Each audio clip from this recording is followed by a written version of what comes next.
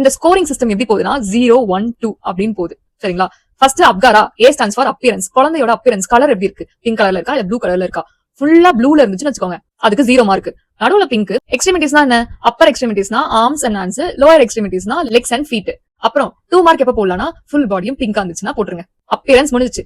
அடுத்து pulse rate. Pulse வந்து சுத்தமா பல்ஸே இல்லனா 0 மார்க். 100 பீட்ஸ் பெர் மினிட்க்கு கம்மியா இருந்துச்சுன்னா 1 மார்க், 100 பீட்ஸ் பெர் மினிட்க்கு மேல இருந்துச்சுன்னா 2 மார்க் போட்டு முடிச்சிருங்க.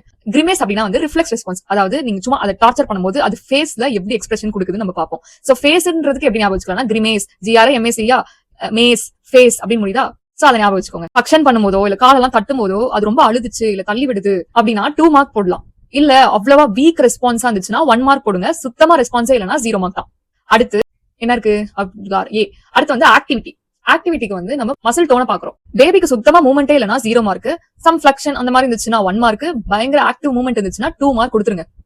R for respiration. ரெஸ்பிரேஷன் எப்படி பாக்குறோம் அப்படின்னா பேபி எப்படி பிரீத் பண்ணுது. சுத்தமா பிரீதிங்கே இல்லைன்னா 0 mark. Slow or irregular breathing இருந்துச்சுன்னா 1 மார்க். நல்லா ஸ்ட்ராங்கா அழுதுச்சு, ஓவரா அழுதுச்சு அப்படின்னா 2 மார்க்ஸ். இப்போ நீங்க ஒரு கொஸ்டின் கேட்கலாம், இங்கேயும் அழுறது பாக்கணும் கிரிமேஸ்லயும் அழுறது பாக்கணும்னு பாத்தீங்கன்னா அதுல நம்ம எக்ஸ்டர்னலா ஒரு தொந்தரவு கொடுத்து அது அழுகுறது, இது வந்து தானாவே அது அழுகுறது.